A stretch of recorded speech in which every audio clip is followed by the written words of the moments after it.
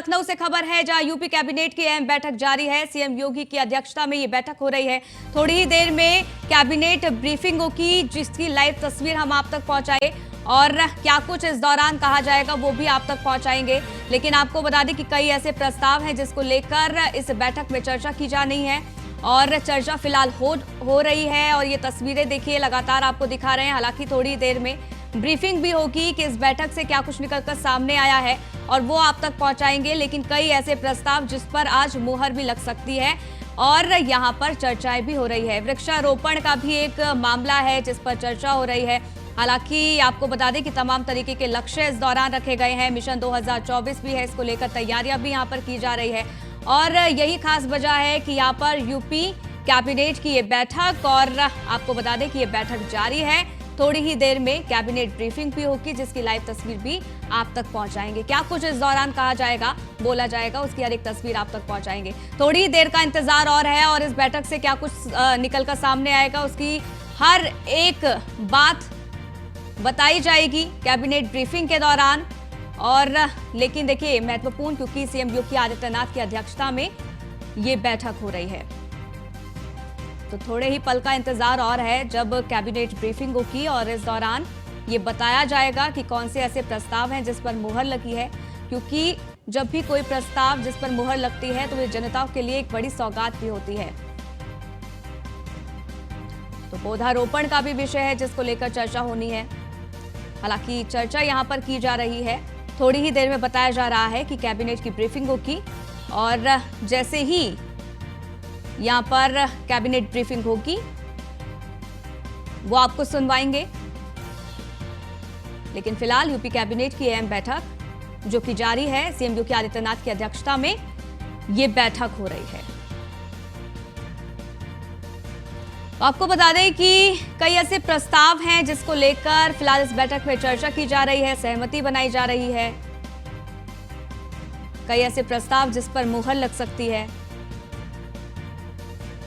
क्योंकि जगह जगह जल भराव की स्थिति भी देखने को मिली है और इसको लेकर भी महत्वपूर्ण निर्णय यहां पर लिया जा सकता है। आगे की रणनीति बनाई जा सकती है। विकास योजनाओं को लेकर कई ऐसे प्रस्ताव जिस पर मुहर लग सकती है। हालांकि देखना होगा कि इस बैठक से क्या कुछ निकलकर सामने आया है। लेकिन थोड़ी ही देर में जब कैबिनेट ब्रीफिंग होगी तो उसके बाद चीजें निकलकर सामने आएंगी। तो यहां थोड़े ही समय का और इंतजार है क्योंकि 11 बजे से ये कैबिनेट की बैठक हो रही है और आपको बता दें कि कई मंत्री मौजूद हैं। सीएम योगी आदित्यनाथ खुद इसकी अध्यक्षता कर रहे हैं, जानकारी ले रहे हैं। कई ऐसे प्रस्ताव जिस पर चर्चा की जा रही है, 1-to-1 बातचीत भी हो रही है और कई ऐसे प्रस्ताव जिस पर मुहर भी लगेगी। तो अपने आप में ये बैठक बेहद खास और अहम है। तो यहां पर यूपी कैबिनेट की अहम बैठक जो कि जारी है। थोड़ी ही देर में इस बैठक के बारे में ब्रीफिंग भी की जाएगी। हालांकि मनीष मिश्रा हमारे संवाददाता लखनऊ से जुड़ गए हैं, ज्यादा जानकारी उनसे ले लेते हैं। मनीष, यहाँ पर फिलहाल बैठक जारी है, थोड़ी ही देर में ब्रीफिंग होगी, क्या जानकारी? देखिए निश्चित तौर से आपको बता दूं कि करीब कैबिनेट बैठक के बाद मंत्रिपरिषद की जो बैठक है वो हो रही है और ये करीब 1.5 महीने बाद हो रहा है जब मंत्रिपरिषद की बैठक बुलाई गई है। इसमें माना जाएगा कि किस तरीके से जो जनसंपर्क अभियान चलाए गए थे या फिर जो योजनाएं की गई थी उसको किस तरह से इम्प्लीमेंट किया गया है, इसको लेकर भी एक रिपोर्ट कार्ड इसमें दिया जाएगा। साथ ही साथ आपको बता दें कि इस बैठक के बाद जिस तरीके जो पूरी तैयारी की गई थी, जो कैबिनेट में मंजूरी मिली है, उनको लेके भी इसमें पूरा भेजा जाएगा कि किस तरीके से पूरा तैयार किया जाएगा। तो माना जा रहा है कि ये बैठक बहुत इंपॉर्टेंट भी मानी जा रही है। विभिन्न जिलों में जो प्रभारी के तौर पे मंत्री तैनात किए गए थे, सदस्य तैयार किए गए थे, उनको जिले के विकास के लेके 2024 की जो तैयारियां की गई हैं उसको लेके भी इस मंत्रिपरिषद की बैठक में उसका फीडबैक भी लिया जाएगा। तो पूरी तैयारी की गई है। सरकार, संगठन और संघ जिस तरह से लगा हुआ है उस तरह से अब देखा जा रहा है कि जो सरकार की योजनाएं थी, जो डबल इंजन की सरकार थी और जो मंत्री प्रभारी बना के भेजे गए थे उन जिलों में किस तरीके से कार्य योजनाओं को इम्प्लीमेंट किया गया है, इसको लेके भी इस बैठक में फीडबैक लिया जाएगा। जी मनीष, कितना समय इंतजार और करना है जब कैबिनेट ब्रीफिंग होगी? देखिए 1 बजे का समय दिया गया था। माना जा रहा है कुछ देर बाद जब ये बैठक खत्म होगी तो क्या जो यूपी मिनिस्टर्स होंगे वो आके इसमें बैठक इसका जो ब्रीफिंग होगी वो पूरी ब्रीफिंग देंगे और पूरी बात जो जितने प्रस्ताव रखे गए थे, कितने प्रस्ताव पास हो गए हैं और मंत्रिपरिषद में जो बातें की गई हैं, जो बातों प्रस्ताव पास किया गया है, उन सबको लेके पूरी एक ब्यौरा प्रस्तुत करेंगे मीडिया के सामने। जी बिल्कुल, अपने आप में ये बैठक बेहद खास और अहम भी है मनीष। और ऐसे कौन कौन से प्रस्ताव हैं जिसको लेकर चर्चा की जा रही है, क्योंकि जब भी कैबिनेट की बैठक होती है कई ऐसे प्रस्ताव होते हैं जिस पर मुहर लगती है और वो जनताओं के लिए भी फायदेमंद साबित होता है। एक बार अपना सवाल फिर से दोहरा दें मनीष। यहाँ पर ये जो बैठक हो रही है वो खास तो है ही, लेकिन ऐसे कौन से प्रस्ताव हैं जिसको लेकर चर्चा की जा रही है? देखिए आपको बता दूं कि कैबिनेट बैठक में कई करीब 1.5 से 2 दर्जन प्रस्ताव रखने की बात की गई थी, जिसमें टेलीमेडिसिन की बात हो, डिजिटल की बात बनाने की बात हो और साथ ही साथ मध्यांचल विद्युत निगम की बात हो, मध्यांचल की बात रखी जाएगी। हाउस टैक्स को लेके तैयारी की जाएगी। परिवहन विभाग के कई प्रस्ताव हैं उनको रखा जाएगा। साथ ही साथ आपको बता दूं कि जो इसके बाद जो मंत्रिपरिषद की जो बैठक थी उसमें जो बात की, उसमें जो सबसे महत्वपूर्ण बात है कि प्रभार वाले जिलों के जो मंत्री हैं उन मंत्रियों से करीब 1.5 महीने बाद मुख्यमंत्री मुलाकात करेंगे और मंत्री से बाढ़ और समान नागरिकता पे जिस तरीके से फीडबैक लिया जा रहा है उसको लेकर भी चर्चा की जाएगी। तो चाहे सूचना की बात करें, सिंचाई की बात करें, परिवहन की बात करें, ऊर्जा की बात करें, इन तमाम बड़े मंत्रालयों के आज प्रस्ताव रखे जाएंगे और उन प्रस्ताव पे माना जा रहा है कि अधिक से अधिक जो प्रस्ताव हैं उन पर भी मुहर लगती हुई नजर आ सकती है। तो थोड़ा सा इंतजार करना होगा जब कैबिनेट की ब्रीफिंग होगी और जो सरकार के प्रवक्ता के तौर पर जो मंत्री आएंगे मीडिया के सामने वो अपनी पूरी बात रखेंगे। जी चलिए, कौन से ऐसे प्रस्ताव होंगे जो पास किए गए हैं, जिनको मंजूरी मिली है, देखना होगा मनीष जब ब्रीफिंग होगी। आप नजर बनाए रखेगा, जो भी अपडेट होगी हम तक पहुंचाना। बहुत बहुत शुक्रिया।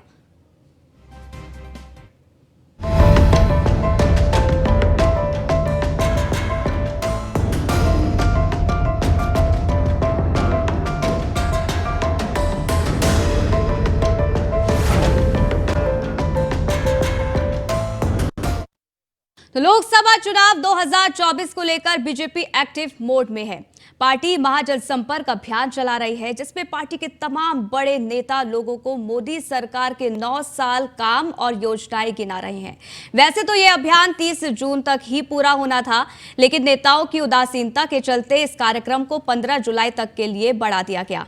पार्टी के वरिष्ठ नेताओं ने इस पर नाराजगी जाहिर की है। तो वही अब पार्टी के सर्वे के बाद 20-30% सांसदों की टिकट पर संकट गहरा रहा है। सूत्रों की माने तो 2019 का चुनाव लड़ चुके 25 से 30% प्रत्याशियों को बदल दिया जाएगा। इनमें कई मौजूदा सांसद हैं जो कई हारी हुई सीटों पर प्रत्याशी रह चुके हैं। वहीं पार्टी के कई मौजूदा सांसद ऐसे भी हैं जो 75 की उम्र पार कर चुके हैं। बीजेपी चुनाव के लिए पहले ही 75 की उम्र सीमा तय कर चुकी है। ऐसे में इस बार उन्हें टिकट मिलने पर संशय बना हुआ है।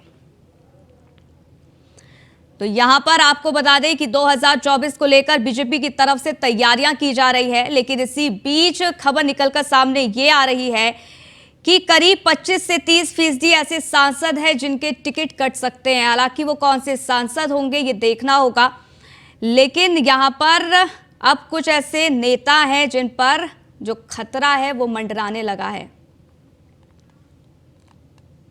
चलिए लखनऊ से खबर आपको बताते हैं, जहां तहसील ब्लॉक में लगेगा पूर्वानुमान षड्यंत्र। तहसील स्तर पर ऑटोमेटिव वेदर स्टेशन लगेंगे।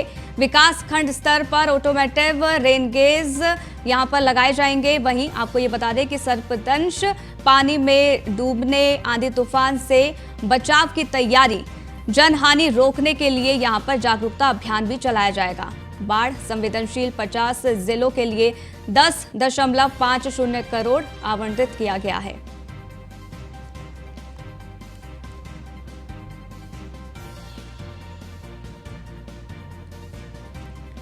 तो यहां पर ब्लॉक स्तर मिलेगा मौसम का पूर्वानुमान और इसको लेकर अब तैयारियां भी तेज हो गई हैं।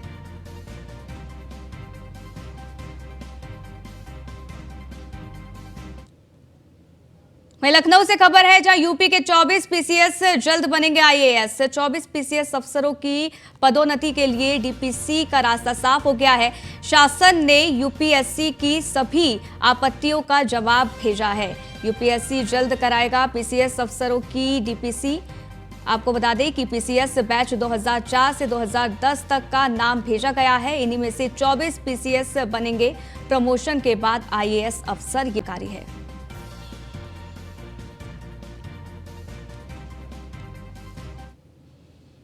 लखनऊ से खबर आपको बता दें, जहां 11 साल बाद यूपी सचिवालय संघ का चुनाव, ऑडिटर, अध्यक्ष, उपाध्यक्ष समेत 19 पदों पर चुनाव है। 12 जुलाई को तिलक हॉल में 9 बजे से वोटिंग होगी। 3067 वोटर अपने मताधिकार का प्रयोग करेंगे। विशेष सचिव ब्रजभूषण दुबे इसमें आपको बता दें कि चुनाव अधिकारी होंगे। 13 जुलाई को सदस्य कार्यकारिणी के परिणाम आएंगे। 14 को अध्यक्ष, उपाध्यक्ष, ऑडिटर के परिणाम आएंगे।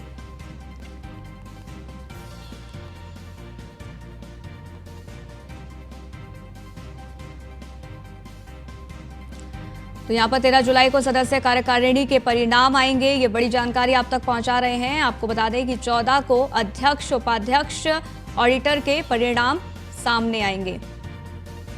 तो 11 साल बाद यूपी सचिवालय संघ का चुनाव होगा।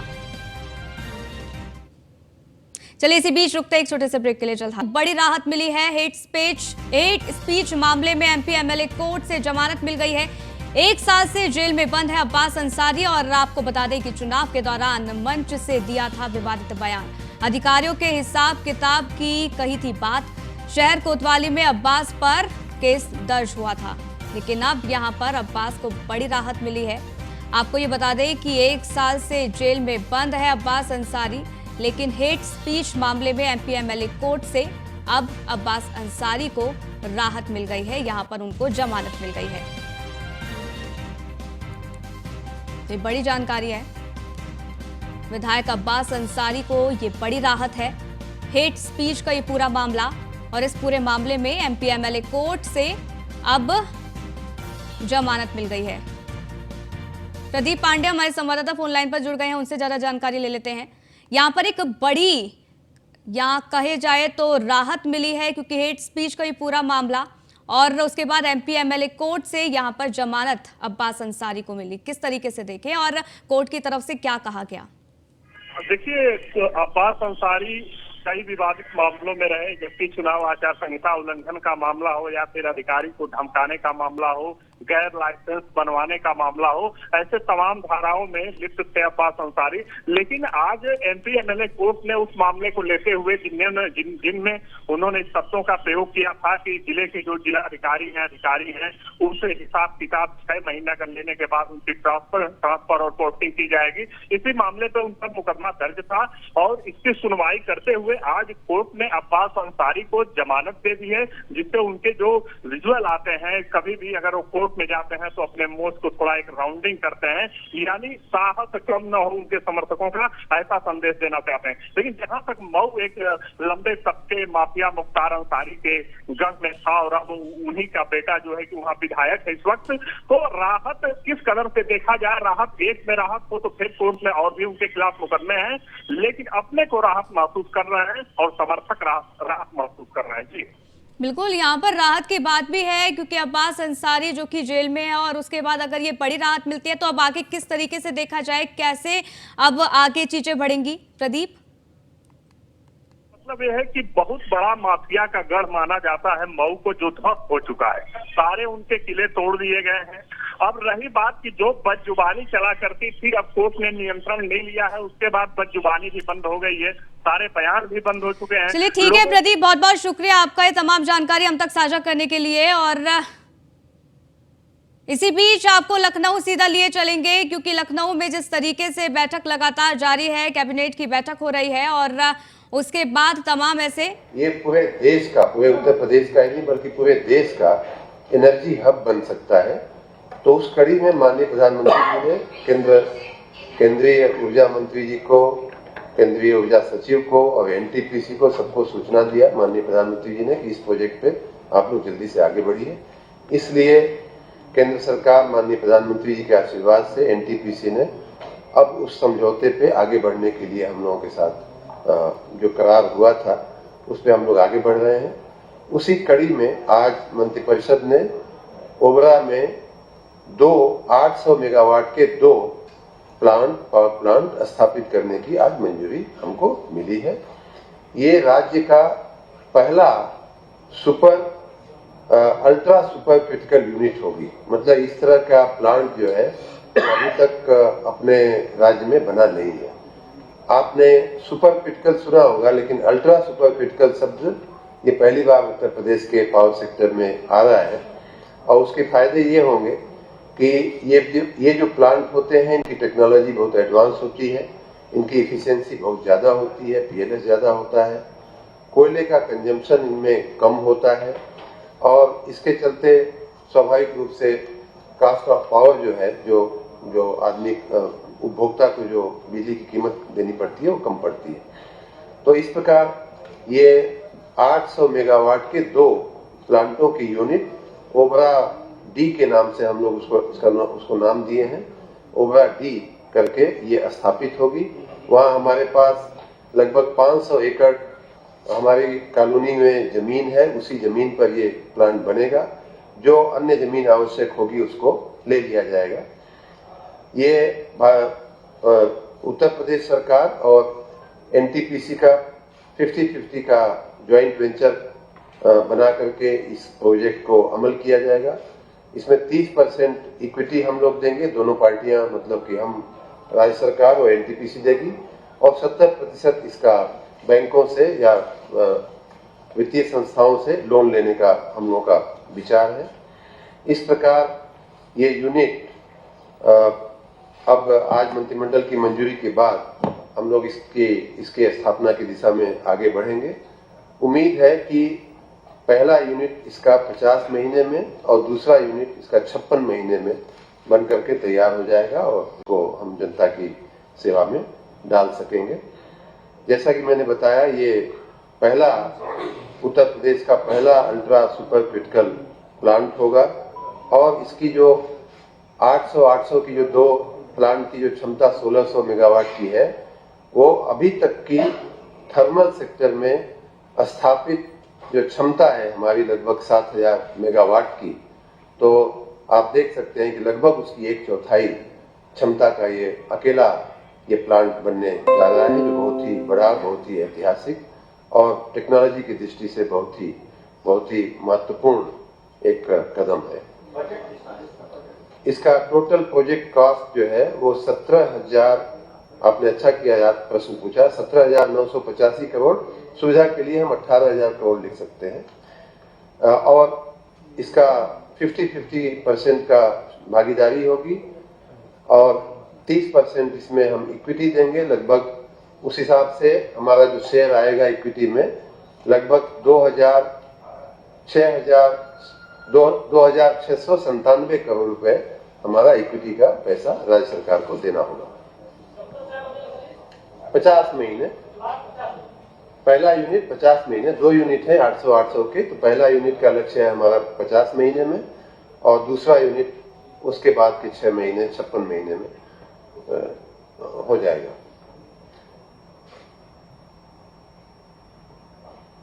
धन्यवाद। हमारी ओर से इतना ही।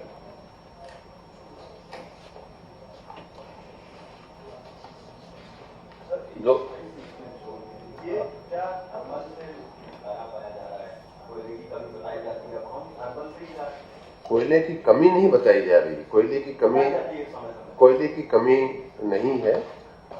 कोयले की हमारे देश में पर्याप्त कोयला है। जो समस्याएं आती हैं उसकी स्वच्छ टेक्नोलॉजी के साथ उस कोयले का दोहन या खनन या उपयोग, इसमें दिक्कतें आती हैं।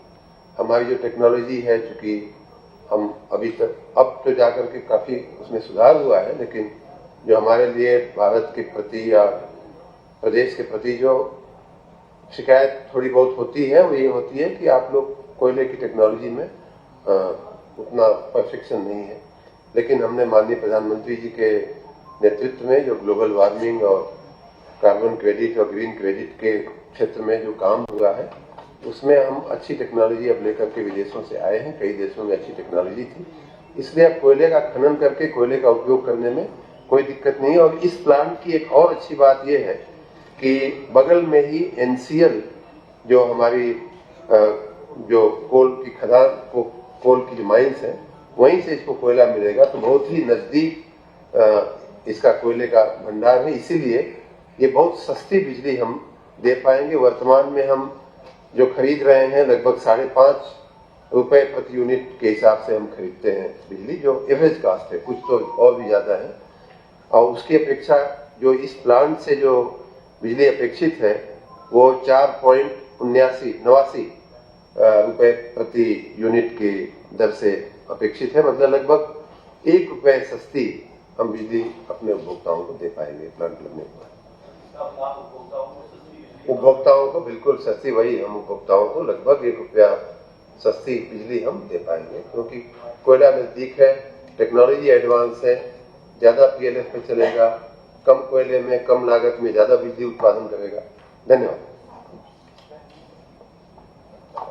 दूसरा जो महत्वपूर्ण निर्णय रहा है आज मंत्रिपरिषद का, जनपद रामपुर में शाहाबाद रामपुर बाजपुर मार्ग राज्य मार्ग संख्या 144 के चैनेज 0 से 30100 तक और चैनेज 48.754 से 76.246 कुल लंबाई 57.592 किलोमीटर के चौड़ीकरण और सुदृढ़ीकरण कार्य को प्रशासकीय और वित्तीय स्वीकृति प्रदान की गई है। इस मार्ग की कुल लागत 2,05,36,51,000 रुपए के व्यय का अनुमोदन भी मंत्रिपरिषद द्वारा किया गया है। यह मार्ग रामपुर की तहसील शाहाबाद से प्रारंभ होकर रामपुर स्वार होते हुए उत्तराखंड राज्य के पर्यटन स्थल जिम कॉर्बेट पार्क रामनगर और नैनीताल को जाता है। इसके बन जाने से यातायात जो दिल्ली और लखनऊ को भी आता है वह एक काफी सुलभ हो जाएगी। इसके अतिरिक्त शाहाबाद बिशौली कछला गंगा घाट मार्ग HS स्टेट हाईवे 109 का यातायात भी इस मार्ग से होकर गुजरता है, जो बाद में जाकर अलीगढ़ चंदौसी मुरादाबाद को जोड़ता है। उक्त मार्ग बरेली के रामनगर को भी जोड़ता है, जो जैन धर्म का प्रसिद्ध तीर्थस्थल है। यह मार्ग चौड़ीकरण और सुदृढ़ीकरण हो जाने से शहरी एवं गांव की आबादी लाभान्वित होगी और इसका चौमुखी विकास होगा। ये 7 मीटर से 10 मीटर चौड़ी की जाएगी। दूसरा, मां विंध्यवासिनी देवी कॉरिडोर के विस्तारीकरण और सुंदरीकरण के लिए उसके अंतर्गत आने वाले पार्सल 1, 2, 2A, 3, 3 तो 17 ऐसे प्रस्ताव हैं जिसको मंजूरी मिली है और ये सीधी तस्वीरें हम आपको दिखा रहे थे। यहाँ पे प्रेस ब्रीफिंग की जा रही थी और क्योंकि यूपी कैबिनेट की बैठक हुई जिसके बाद 17 ऐसे प्रस्ताव जिसको मंजूरी मिल गई।